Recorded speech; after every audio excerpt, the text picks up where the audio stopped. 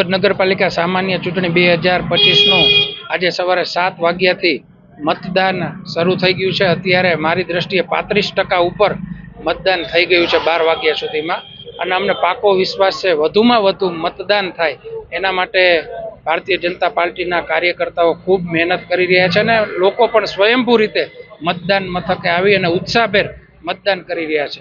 ત્યારે ભારતીય જનતા પાર્ટી અને હળવદ શહેર એ એક સિક્કાની બે બાજુ છે।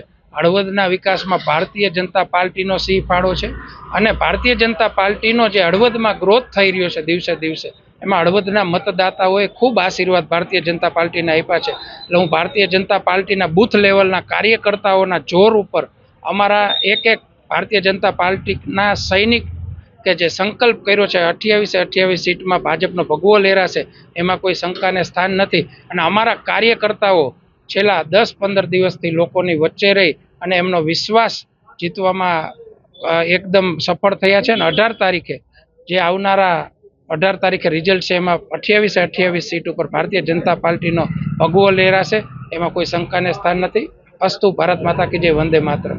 આજ રોજ હળવદ નગરપાલિકાની ચૂંટણીના મતદાનના દિવસે લોકોમાં અને પ્રજામાં એટલો ઉત્સાહ દેખાઈ રહ્યો છે કે છેલ્લા 30 વર્ષથી હળવદ નગરપાલિકામાં ભારતીય જનતા પાર્ટીનું શાસન રહેલું છે અને જે અમે વિકાસના કામો કર્યા છે ને એના આધારે હળવદ નગરપાલિકાના લોકો આ વખતે પણ એમના આશીર્વાદ અમારા ઉપર આપવાના છે અને હળવદ નગરપાલિકાની 28 સીટ ભારતીય જનતા પાર્ટી જીતશે એવો અમને વિશ્વાસ છે।